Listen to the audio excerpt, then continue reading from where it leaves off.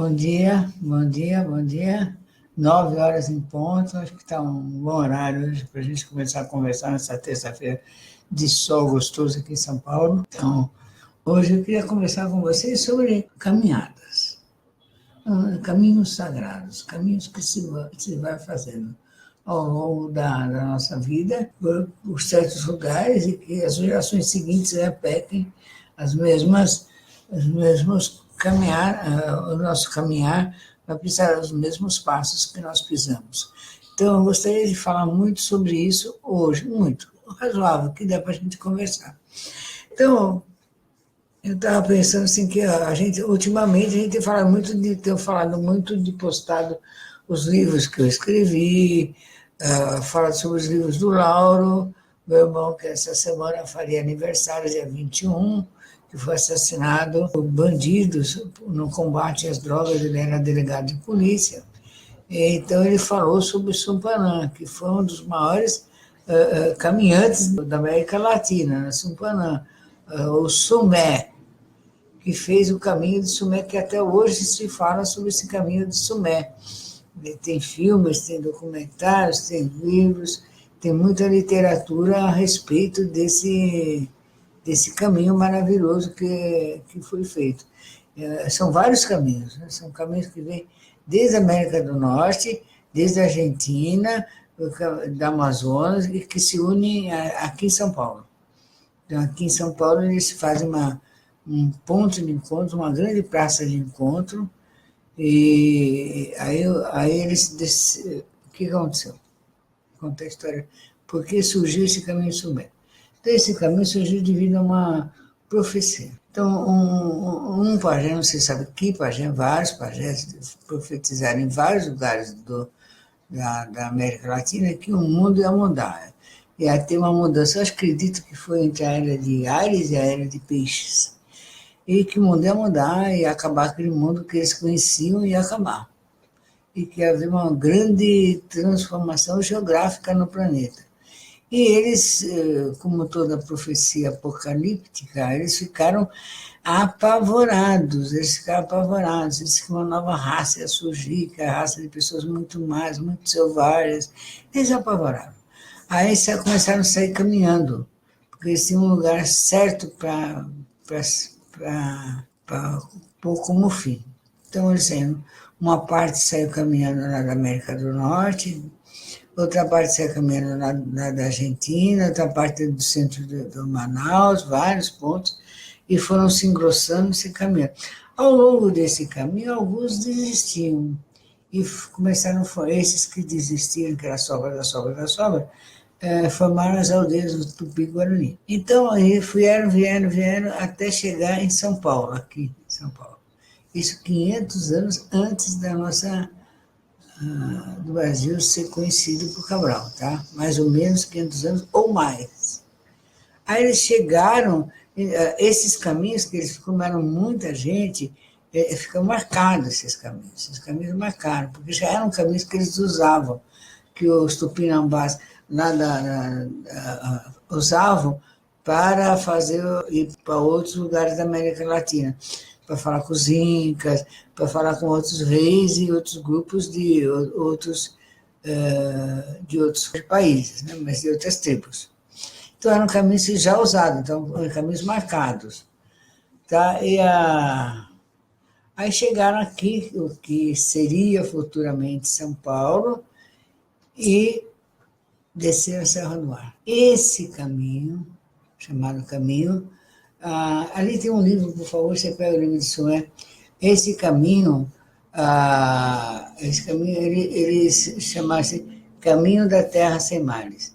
Tem o Marco Moretti, escreveu Eu Sumé. Eu não sei se é um livro que vocês vão achar. Tem outro aqui que fala sobre o caminho de Sumé, o Caminhar sobre a Luz. Então, esses dois livros, eles falam, que direito, mostrar direito, não sei. Eles falam sobre aqui, ó. Depois eu vou escrever para vocês terem isso aqui com vocês. Então, a agonícola de uma área indígena é o Sumé e território Mambiá, à beira do oceano. Então, ele fala, equipe dos heróis lendários, fundadores do Império, pertence a Sumer, personagem mítica indígena. Me pega o livro do Lauro, por favor. De acordo com essa narrativa, passada oralmente de geração em geração, Sumer é um homem de cabelos claros, né? E fala assim, não tem índio de cabelo claro. Tem índio de cabelo claro, tem índio de olho claro, tem índio de cabelo ondulado. É impressionante, mas a América, o nosso território. E esse aqui, ó, esse foi escrito pelo meu irmão, passado praticamente. Ele fala que foi há 2.500 anos. Chamada, se apresentou nos terreiros de Umbanda, como flecha dourada, flecha branca, como herói mítico. Então, nós temos assim, esses 3 livros. Ontem veio um amigo aqui que estava perguntando, mas essa visão é a visão só do homem branco e do índio? A visão do índio não tem, porque eu fui passado oralmente um para o outro, e quando o Brasil foi avistado, os portugueses, espanhóis, holandeses, todos aqueles que invadiram o nosso território, fizeram, a primeira coisa foi matar a única pessoa que sabia toda a história, que era o pajé. Então matava quem sabia contar histórias, que era o pajé, que era uma biblioteca viva deles. Então, esse conhecimento parou de ser transmitido. Parou de ser transmitido. Aí continuou como? Dessa forma, psicografado. Então, eu falo assim, daí, claro, eles começam a negar que existe vida após a vida. É evidente, porque se não negar, aí como é que o Sumer pode dar manifestação, mas eles são contraditórios, porque como é que fala que não existe comunicação se o próprio Deus se comunica e outro santo se comunica? Então só existe santo falando, o resto não fala. Então, aqui, o meu irmão usou no seu livro a expressão que a gente costuma usar. Ó, viagens iniciáticas, que eram os caminhos de Sumer. Como nós somos xamânicos, nosso estilo é xamânico, nós fazemos também viagem iniciática. Então, esses caminhos são iniciáticos. Então, a gente nada inventou. Tudo nós fomos buscar na tradição e no conhecimento e nos nossos hábitos. Não existe nada assim que fala, fez na loucura. Não tem fez na loucura. Não tem. Isso na Porta do Sol não tem fez na loucura. A gente tem muita responsabilidade com as coisas que nós fazemos. Então, e ensinamos, né? E praticamos. Então, esses caminhos que a gente começou a fazer foi para nos lembrar de quem somos nós. Lembrar que o mundo na América Latina existia antes de Cabral, não foi que chegou aqui, Cabral achou um monte de ignorante atrasado e que ficou deslumbrado de ver a Santa Missa. Aquilo é nada mais fake news que isso. E, além do mais, ele disse na época que nem estava a fim de descobrir o Brasil, que eles estavam indo para a Índia. Aqui foi um acidente, olha o tamanho do acidente, né? Desviou, né? Então, é isso. E a gente falou assim, a gente foi descobrir por acaso, não foi nada que eles quiseram, não. Eles quiseram muito. E pegaram aquela madeira para o Brasil, mas não só madeira para o Brasil, as batatas, as mandiocas, as frutas, tudo mais, porque a Europa estava passando um período de grande miséria, de doenças umas atrás das outras devido à fome, à desnutrição. Se não fosse a descoberta das Américas, eles teriam acabado. Essa é real, essa é real. Só que eles não esperavam, primeiro, que tivesse gente. Primeiro, que tivesse América, tivesse um território. Chamam América por causa do tal do Américo Vespuccio. E segundo, que tivesse gente. E terceiro, que tivesse gente inteligente. Então, isso realmente foi o fim da picada para eles todos. Não esperavam, não tinham ideia, nem imaginavam que isso pudesse acontecer. Foi uma grande surpresa. E para os índios já sabiam que viria gente inteligente, mas inteligente com eles, por exemplo, eles achavam até que era Deus, né? Embora Sumer avisou que não, mas eles achavam que era Deus, que eram pessoas mais inteligentes que eles, então tem que ouvi-los, porque é isso. Então, aí o que eles fizeram? Embora lutaram contra, mas em uma parte, pelo menos as andinas, se submeteram ao poderio militar, às armas de fogo, armaduras, aquelas roupas de armadura. Eles achavam uma coisa impressionante, cavalo, ninguém tinha visto cavalo. Então, essas novidades de guerra realmente fez com que as tribos não resistissem tudo que poderiam ter feito, mas não ia adiantar, porque eles não iam desistir. O território era muito grande e dava o português ficar aqui, ali, de todo lado. Então, continuando. Então, essas caminhadas iniciáticas começaram a ser feitas. Eu, Ana Vitória, particularmente, venho de uma família que vocês já sabem que é espiritualista. Meu bisavô foi um dos fundadores da Federação Espírita de São Paulo, Lacerda, que eu já contei isso para vocês, e a gente fala com muito orgulho da Casa Davi, das crianças abandonadas, do Juizado Menor, que na época não era essa porcaria que é hoje. Minha avó se dedicou a estudos para crianças com necessidades especiais, ela fazia flanelógrafa, desenvolveu vários métodos de ensino que são aplicados hoje para crianças especiais. Minha mãe também manteve esses ensinamentos que minha avó fez. Meu irmão continuou, eu tenho um outro irmão, Geraldo, que mora em Santa Catarina. Voltando, porque encerrou aqui, de repente parou tudo, a gente começa a falar dos irmãos poderosos que eu tenho, Nossa Senhora, pelo amor de Deus.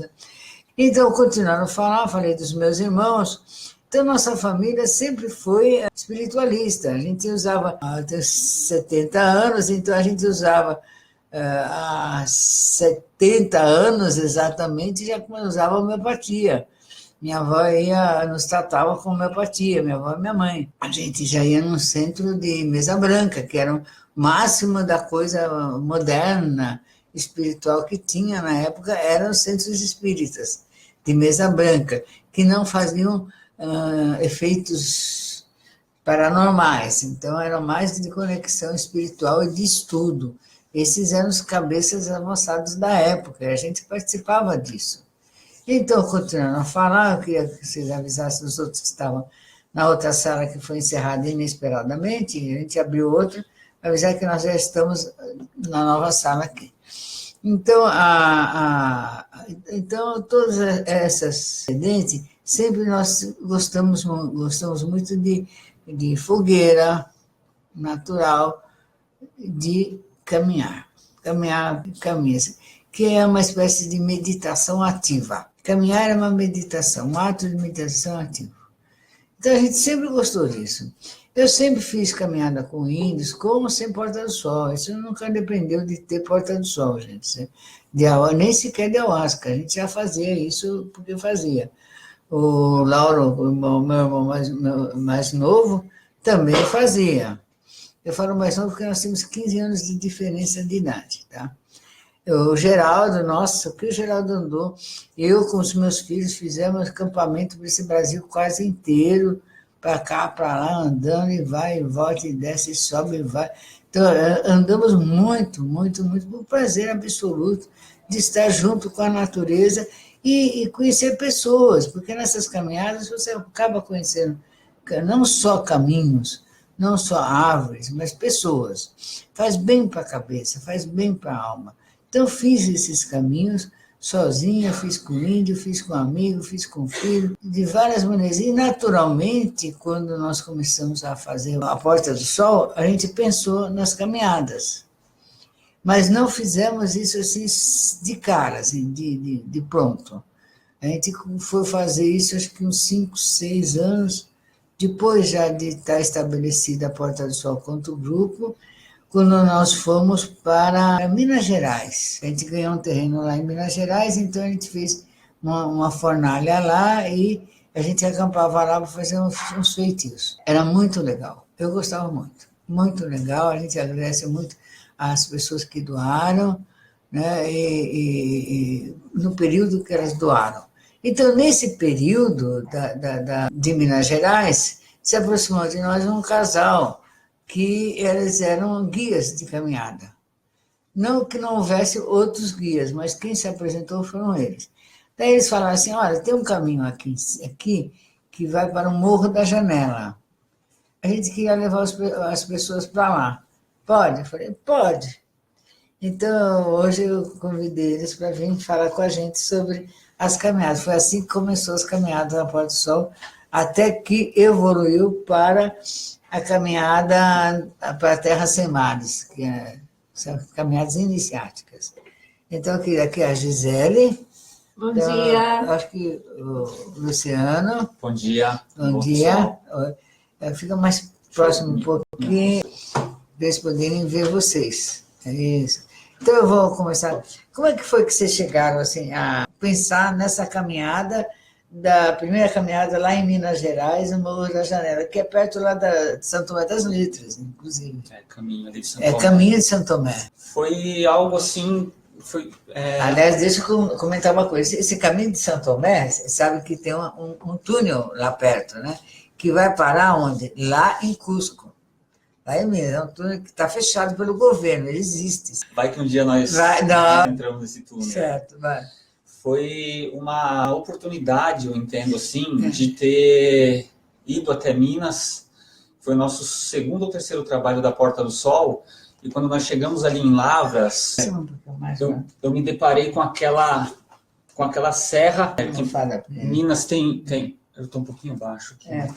Minas tem uma característica geográfica ali de muitas montanhas, né? E que para mim assim é algo muito agradável, que eu gosto de caminhar em montanha. E então a primeira coisa que nós fizemos quando amanheceu o dia, que nós chegamos à noite lá na propriedade, foi dar de cara com aquela janela, com o sol nascendo, e daí eu olhei para a Gisele, ela olhou para mim e falou, vamos caminhar? Vamos caminhar. Era do nosso hábito, né, da nossa dinâmica de rotina.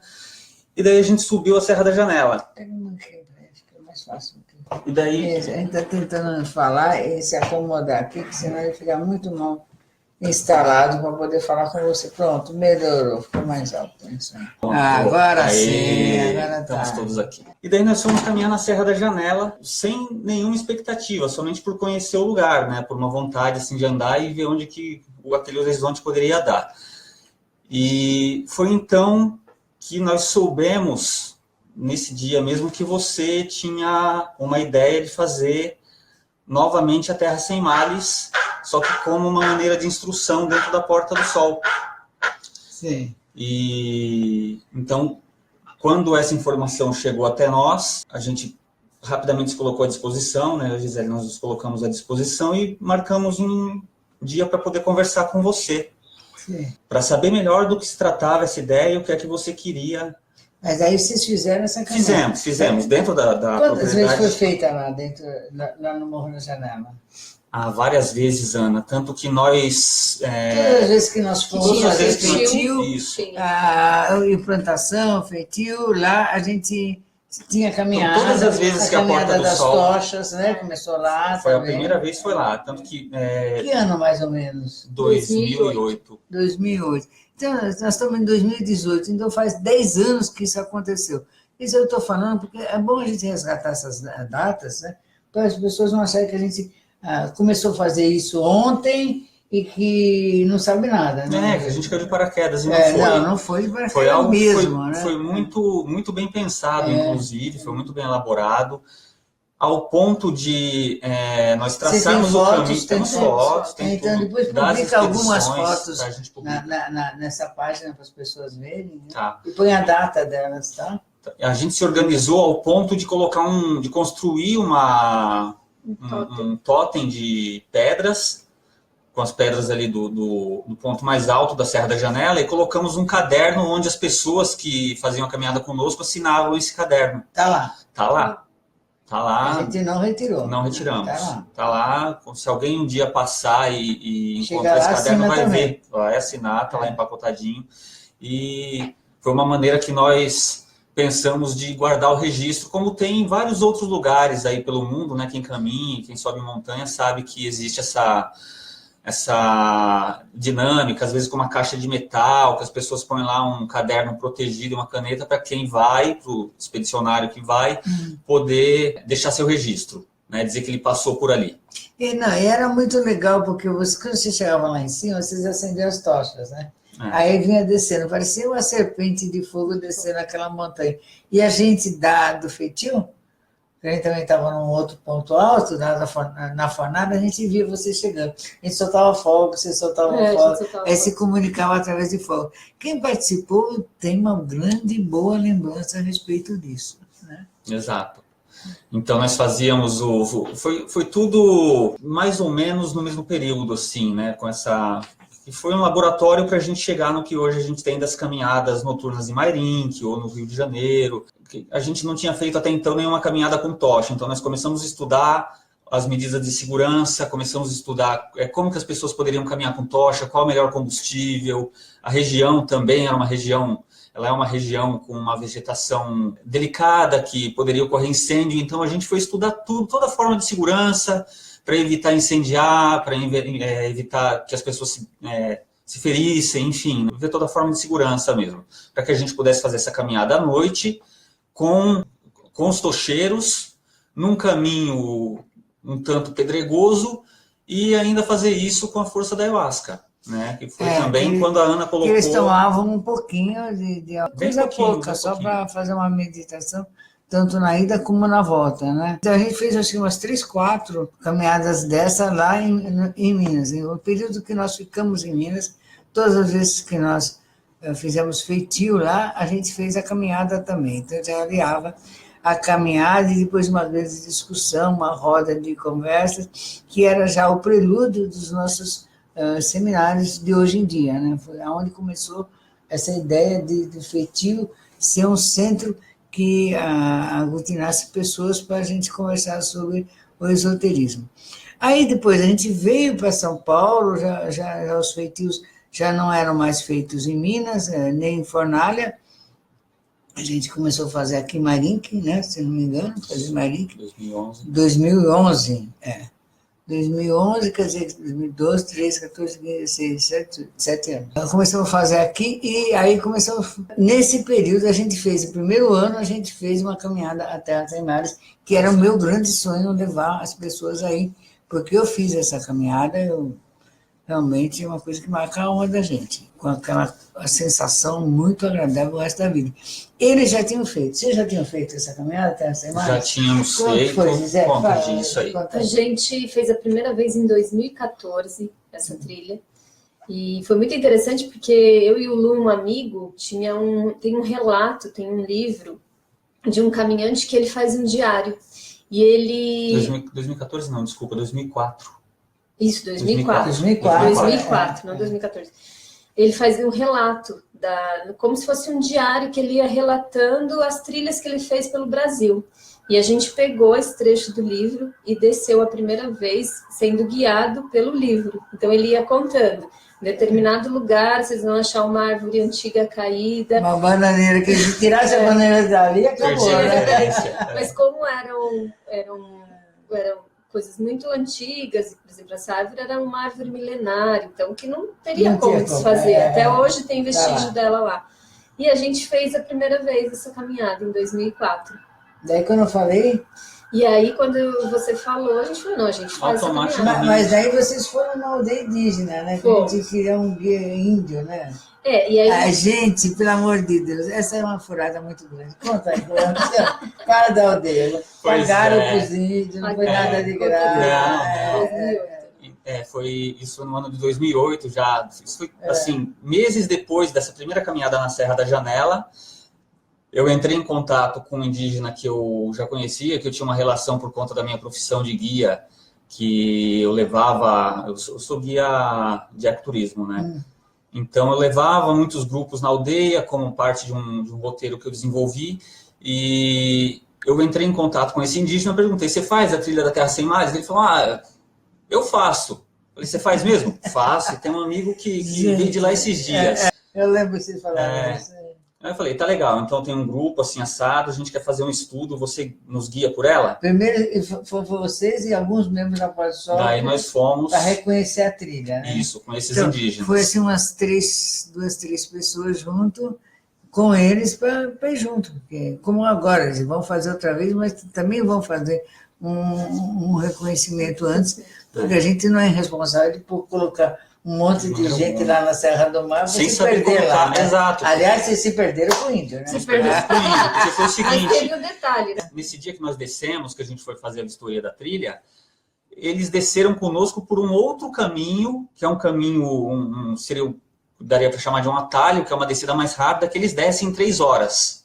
Né? Eles chegam até a aldeia que tem... É uma aldeia aqui, né, na cidade de São Paulo, no extremo sul, e onde esses índios residem até hoje, esses 2 que foram nossos guias, e eles descem por esse atalho, levam mais ou menos 3 horas até a aldeia que fica no Rio Branco, na cidade de Itanhaém, no litoral de São Paulo.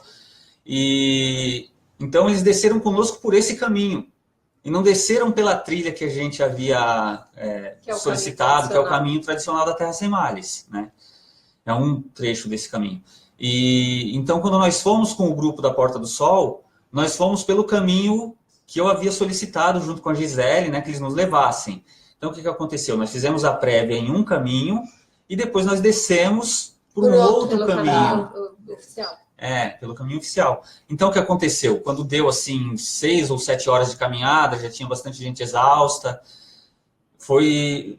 justamente, quando começou a exaustão do grupo, foi justamente o momento que os índios se perderam no caminho. Disso, né, teve o detalhe que a gente foi na aldeia, a gente ficou 5 horas esperando o cacique conversar com a gente, porque a gente queria um relato histórico dessa trilha. E, ao mesmo tempo, teve trabalho que aconteceu, conectando com a gente ficou lá esperando, o tempo do ritual, a gente ficou esperando, e aí ele chegou e falou, não, pode descer. E não falou absolutamente nada do que era. Não contou qual era a importância, se tinha mesmo... não tinha... Não fez nenhum comentário sobre. E então a nossa primeira descida foi essa aventura, assim, né? Nós ficamos 19 horas caminhando. Depois vocês fizeram com o grupo da Porta. Essa já foi com o grupo da Porta. Essa já foi com... o que nós fizemos a expedição por um caminho e depois descemos com o grupo da Porta do Sol por outro caminho. Que esse outro caminho levou 19 horas. Vocês já fizeram 2 vezes com o grupo da Porta do Sol, não foi? Fizemos 2 vezes, mais a prévia 3 vezes. Agora, a quarta é a vez que eles vão descer o caminho da Terra Sem Males pela Porta do Sol, não é? Exatamente. Isso. Então, a gente fez também nesse período, a gente não deixou de fazer caminhadas, né? Então, é interessante isso, com eles mesmo guiando, porque são nossos guias, praticamente, né? Então, a gente fez em torno do terreno de Marique, que também foi uma grande doação que foi feita. Falando sobre a doação do terreno de Minas, a pessoa nos deu, mas depois de um tempo ela precisou usar por questões financeiras dela, e a gente devolveu o terreno com todos os benefícios que tínhamos feito, e isso ficou lá, graças a Deus. A gente só pegou umas mudinhas de cipó e chacrona e replantamos em Marique, graças a Deus. Estamos lá até hoje. Eu acho que vão ficar para muito tempo, porque esses doadores, novos doadores, têm outra cabeça e não têm tantas necessidades financeiras. Então, a gente, nesse período, a gente tem feito caminhos por Marique, tem descoberto caminhos naquela região, que a gente nem fez comentários ainda, nem entrou dentro do sistema de instrução, mas vai entrar. Fizemos caminho de dia, fizemos caminho de noite, fizemos vários caminhos, tem muito relato sobre esses caminhos. Fizemos também caminhos na Pedra Branca, no Rio de Janeiro, lá no maciço da Pedra Branca, no Rio de Janeiro. Todos os anos que vamos fazer feitio lá, todas as vezes fazemos feitio lá, fazemos grandes caminhadas lá, que são inesquecíveis, e que também não houve relato, a gente não discutiu sobre o que aconteceu, só tínhamos muitas fotos, belíssimas fotos. Agora nós vamos fazer novamente o caminho da Terra Sem Males. Muitas pessoas vão, a gente não quer levar mais do que 40 pessoas, mas eu acho que já está quase lotado, né? Já tem 2 vagas ainda, mais 2 vagas abertas. Porque muita gente, a gente não vai dar conta de tomar conta de todo mundo. Assim. Quando é que vai ser? Vai ser dia 21 de julho. Depois de Santo Antônio. Depois do Santo Antônio, Entre o antes Santo Antônio do Sincronário Maio. e o Sincronário Maio. Não sei porque tem gente que telefona essa hora. Vocês já pararam? Vou desligar. Então, a gente vai fazer agora essa caminhada. E quando nós acabar a caminhada, vai estar começando o feitio do calendário Maia. É. Então, é um grande feitio que a gente vai fazer depois do Santo Antônio. Então, eles vão chegar e já vão entrar dentro do feitio, e daí vão fazer esse relato. Nós vamos estar fotografando e filmando dessa vez. E agora também aconteceu uma coisa nova, né? A gente tem mais um guia, né? Mais 2 guias. Mais 2 guias. 2 guias. A gente conseguiu, nesse período de 10 anos, 10 anos mais. 10 anos conosco, mas já 10, mais tempo 10 anos, na tua de 10 anos mais 2 guias, gerar mais 2 guias, que são, vamos dizer, agora, eu acho que eles já estão aqui. Um é a André Cortez, aqui viva o André, e outra é a Paula Cap, onde ela está aqui, ela estava na sala, na outra sala ela estava. Ela voltou também. Dá um oi aí, Paulinha. Dá um oi, ela está aqui na sala. Dá um oi, Paulinha. Então, e eles vão fazer já, olha só essa grande novidade, eles vão fazer já a primeira caminhada lá no Rio de Janeiro. Que dia que eles vão fazer também? Dia 21. 1º de maio. 1º de maio eles vão fazer no feriado, vão fazer essa caminhada lá no Rio de Janeiro. Ele, o Renato e a Paula, que vão estar responsáveis. A Paula é uma pessoa que todo mundo aqui conhece. Ela faz trilhas, caminhos por montanhas geladas, né? Ela sobe os picos mais altos. Como é que chama quem faz isso? Montanhista.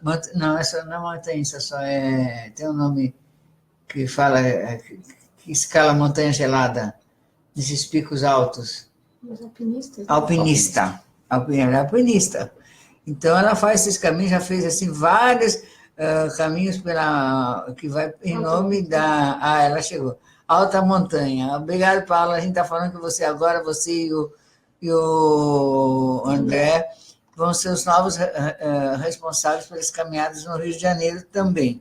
Viva, Paulinha! Viva, Paulinha! Agora nós vamos ter que fazer caminhadas também, não sei quem vai se apresentar, a gente vai tentar fazer lá no Rio Grande do Sul, em Araraquara, que temos que ter gente caminhando em todo lugar. Porque caminhar é uma meditação ativa. Você está fazendo meditação e tem caminhadas fáceis e caminhadas de alta dificuldade. Sim. Então, você classificaria essa caminhada da fácil, média ou alta dificuldade? Ela é uma caminhada difícil, né? Alta dificuldade. Então, vocês já conversaram com o grupo sobre o que precisa levar, precisa fazer. Isso, todos estão treinando. Quem não treinar, andar agora, não vai ter condição de ir, porque são 12 horas andando. Exato. Não é brincadeira, gente. E a gente já fez também caminhada a cavalo. Já. Com o Alberto, aonde foi? No Rio de Janeiro. Foi feito a cavalo. E lá em Minas também. Em Minas também a gente fez a cavalo. A gente usou o cavalo também. Então, a gente já fez várias coisas muito interessantes, como método de disciplina, de conhecimento, porque você para andar 12 horas, você tem que ter uma disciplina física muito grande, oxigênio no cérebro, faz um monte de coisa boa, é maravilhoso fazer essas coisas. Então, o que a gente vai fazer? O que a turma faz? Vai descer, aí como é que sobe? Pois é, então, nós descemos 36 quilômetros. A gente ainda não fez descida e subida num fôlego só, não fizemos isso. Então, a gente só desce. Quando eles chegam lá, vai encontrar uma tribo indígena. Qual a tribo que nós saímos dentro o final dessa trilha é a aldeia do Rio Branco, que é uma aldeia Guarani. Uma aldeia Guarani. Exato. Então, aí depois da aldeia Guarani, vão encontrar aqueles o ônibus, uma perua, será o quê? Que vai estar com presentes e comidas para eles, porque eles chegam lá esfomeados. Os caminhantes chegam doidos de fome, né? E roupas para trocar, e presentes para dar para os índios, daí eles entram dentro do ônibus e sobem e vêm aqui para São Paulo. É assim, a gente tem toda uma estrutura, um planejamento desse circuito. Para fazer isso, senão também não consegue fazer. O Alberto aqui. O Alberto também está treinando. Isso, então, importante, a Gabi está treinando. O que mais? Né? O Alberto Bazuz disse que está se alimentando direitinho, porque não tem como ir num lugar desse se você não estiver bem alimentado, fortalecido. E tomado vacina. Hoje em dia agora tem que tomar vacina. Tem que se proteger. Não só febre amarela, é bom tomar, também verificar a carteira como está com antitetânica. Então, sim, pelo amor de Deus. Se toma antitetânica a cada 10 anos. Então, quem tomou aí há mais de 10 anos, revalida a vacina para poder ir protegido. Exatamente. Então, você vai verificar a gente pede para que as pessoas mandem para a gente vai criar aí um banco de dados e um questionário para as pessoas colocarem essas informações. Tá. A Gabi está nos ajudando com isso e já está produzindo o questionário. Tá. E é importante isso que a Ana está falando do preparo, porque a nossa dinâmica, para quem vai, tem que entender o seguinte, que nós estamos aqui em São Paulo a 700 e... O Vicente vai também? O Vicente vai? Ai, que legal, hein, Vicente? Aqui. Isso aí. Ó, tem 2 vagas, Vicente. Pronto. Você já escreveu para eles? Vicente, já entra lá no evento, na página do evento e garante. Muito feliz de te ver aqui. Realmente. Então, a gente precisa criar hábito dessas caminhadas lá no Porto Alegre. Porque faz parte da tradição indígena, do conhecimento xamânico, do xamanismo, fazer caminhadas iniciáticas, faz parte. Porque, além de fazer essas caminhadas, as pessoas terem fotos maravilhosas, elas fazem meditação, param no caminho e conversam, fazem roda de conhecimento lá no meio do mato. É muito bom. Não vou falar tudo, porque senão tira as maravilhosas surpresas que a gente vai preparando aí, né? Mas o importante é saber que nós vamos sair de uma região a 750 metros de altitude e vamos caminhar a Serra do Mar abaixo até 30 metros acima do nível do mar. Então, olha só o quanto nós vamos descer, né? Vamos descer 720 metros de desnível serra abaixo. E em um ponto onde nós vamos sair de Mairinque, vamos andar, não vou nem falar de Mairinque, vou falar de São Paulo. A gente sai do centro de São Paulo, 60 quilômetros ao sul, para um local onde não tem mais estrada de terra, é bem longínquo, não tem energia elétrica, o ônibus vai nos deixar nesse lugar, que é a boca da trilha. De lá, perto de uma estação de trem cargueiro. Né? Não tem trem de transporte coletivo. Então, nós vamos até esse local, de lá com o ônibus nos deixa e vai embora. Então, é importante saber isso, o ônibus não fica lá, porque a gente não retorna mais por esse ponto. Daí nós descemos toda a serra, enquanto isso o ônibus vai dando a volta, pega lá a Via Anchieta, desce a serra pela estrada e vai para Itanhaém, nos esperar em Itanhaém. Porque 12 horas ou até 18 horas depois, a gente imagina que com 12 horas a gente já tenha concluído o roteiro, esse ônibus deu toda a volta para nos resgatar lá embaixo na aldeia indígena. Então, quem desce conosco tem que estar ciente que não tem volta, não tem subida por esse caminho. Não tem vou voltar. Não tem vou voltar. Não, meu tênis... Pelo amor de Deus. Não posso sujar esse tênis. Tem que sujar, vai sujar. Sinto muito. O objetivo do grupo é sair junto e chegar junto. Então, ninguém volta sozinho do meio do percurso. E outra que se por um acaso houvesse a possibilidade de voltar, não voltaria sozinho. A gente teria que deslocar mais pessoas do grupo, né? Mais guardiões, mais pessoas que conhecem o caminho. Então, imagina, quem conhece esse caminho hoje sou eu e Gisele. Né? Se um de nós tem que voltar para poder atender a essa necessidade de uma pessoa, a gente vai fazer... gente rompe o percurso no meio. A gente então, para e volta todo mundo e ninguém mais desce. Né? É isso que vai acontecer. Então, não existe a possibilidade de descer. É importante que todos saibam disso. Exatamente. É porque é um absurdo que tem gente que chilica. Então... Embora tem gente que chilicou já nos caminhos, mas depois continua andando junto, mas dando trabalho, quase tendo que carregar no colo. Então, gente, quem não tem condição física ou mental, não deve ir. Na dúvida, não vá. Eu acho que eu vou conseguir. Não vai. Se você acha, não vai. Você tem que ter certeza que vai. Por quê? O que acontece? Isso é a mesma coisa que acontece nos barcos que nós vamos fazer em janeiro. Quer dizer, agora a gente começou os ritos da entrada de era de aquário. Então, isso faz parte desses ritos iniciáticos. Então, o que acontece quando há muita paz? A pessoa que não está acostumada com silêncio e com paz, ela pira, ela espana nessa hora. Então, são aqueles que querem voltar, que começam a chorar, que se jogam no chão, começam a lembrar da mãe, do pai, da avó, do que fizeram, do que não fizeram, e aí é essa pessoa que vai fazer isso, porque ela não aguenta a paz. Então, um dos exercícios que eu sugiro tanto para quem vai para a Terra Sem Males, como quem vai para o Amazonas e o Rio Negro, que vai ser praticamente quase o mesmo grupo, deve fazer ficar 10 minutos em silêncio, num lugar sem falar com ninguém, e aguentar o silêncio. Mas não é ficar só ela em silêncio, ficar num lugar silencioso e aguentar ficar em paz, sem brigar e sem encrencar com ninguém. Então, o segundo exercício, passar um dia inteiro sem brigar com ninguém, sem discutir com ninguém, de forma nem mental. Se não aguentar, não vai, porque você vai espanar. Porque a pessoa, os barqueiros do Amazonas, sabe, eles contaram isso para a gente. Que as pessoas que chegam lá, até quem trabalha nesses rios, tem gente que chega e fala, não dá, me dá um barco, eu vou voltar, sei lá, não consigo ficar, porque não consegue ficar na paz. A paz incomoda. Então, eu devo dizer a vocês que esses caminhar pela floresta, quem não está em paz, quem é uma pessoa muito agitada, que tem a mente muito, muito poluída, ela não aguenta a paz. Nem de um caminhar, nem do Rio Negro, de lugar nenhum. Ela espana.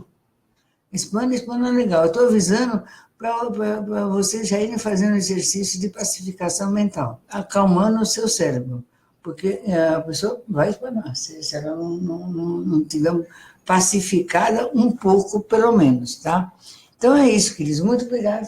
Agora, só uma última coisa a respeito do caminho, é que também é um trecho da Serra do Mar que ele foi pouco mexido, foi pouco desmatado, assim, né? Então não sofreu tanto com o desmatamento ali de meados de 1910 a 1950. Foi um período de produção de carvão dentro da cidade que desmataram muito a Serra do Mar. Esse trecho, ele ficou bem preservado justamente pela descida íngreme que tem ali, e os madeireiros não conseguiram acessar. Então, a gente encontra lá árvores que precisa de 5, 6 pessoas para poder abraçar, árvores com 70 metros de altura. Publica umas fotos para o pessoal ver, a gente né? vai publicar. Né? Então, é um lugar muito lindo, com um visual maravilhoso, né? Então, a gente vai poder desfrutar desse visual. Né? Tem um rio espetacular que nasce aqui dentro da capital de São Paulo e deságua lá em Itanhaém. E a gente vai tomar banho nesse rio, né? Nós teremos nosso tempinho de curtição, de lazer também, para poder relaxar e seguir adiante até o final do percurso. Que legal. Então vai ser muito bom, com certeza. E obrigado, Ana, pela oportunidade que você abre da gente poder fazer esse tipo de estudo. Vai ser. E poder se conhecer melhor e conhecer um pouco da história do nosso país, da nossa terra, dos nossos antepassados, dessa maneira, né? Caminhando e sentindo dentro do caminho como que isso foi e o que representa na nossa vida. Eu acho que desde Sumé, que faz a primeira iniciação, onde está a iniciação, a última caminhos iniciáticos, onde está aqui, você acha. Desde Sumé, aqui, ó, que o Lauro retrata, e outros autores também falam, faz parte da tradição xamânica fazer caminhadas. 270. Então, você está caminhando 270. Que ele fala sobre as caminhadas sagradas e fala sobre a Terra Sem Males. Então, porque... Boa. Né? Então, isso faz parte da nossa tradição xamânica da América Latina. Outros povos tiveram suas caminhadas também, principalmente os budistas, mais os budistas que já andavam lá nos Himalaias, então eles faziam muita caminhada também. Eu acho que os africanos também têm caminhadas incríveis, e os católicos também fazem procissão, peregrinações para cá, para lá. Então, todos os povos vão desenvolver, romarias, vão desenvolvendo as suas caminhadas, né? E nós estamos resgatando as caminhadas indígenas. Então, convidamos você a participar. Todo ano, a gente se promete, cada 2 anos, a gente vai fazer uma caminhada Terra Sem Mares, porque tem muita caminhada por aí para fazer, né? Pelo amor de Deus. Até pelo caminho da Terra Sem Mares tem muito... Essa trilha é enorme, gente. Se a gente passar a vida andando, a gente não anda toda. Então, eu queria agradecer, já são quase 10 horas, vocês estão aí também já indo para trabalhar. Eu queria falar o nome das pessoas que estiveram nessa sala conosco. Luciano, sucesso, adoro isso, cheio de gente. Então, muito obrigado, queridos, e de várias cidades de São Paulo também, porque o Sérgio está em outra cidade aqui, ó. O Sérgio Aquino está em outra cidade. Muito obrigado e até amanhã. E mais tarde estaremos fazendo a aula de tarô.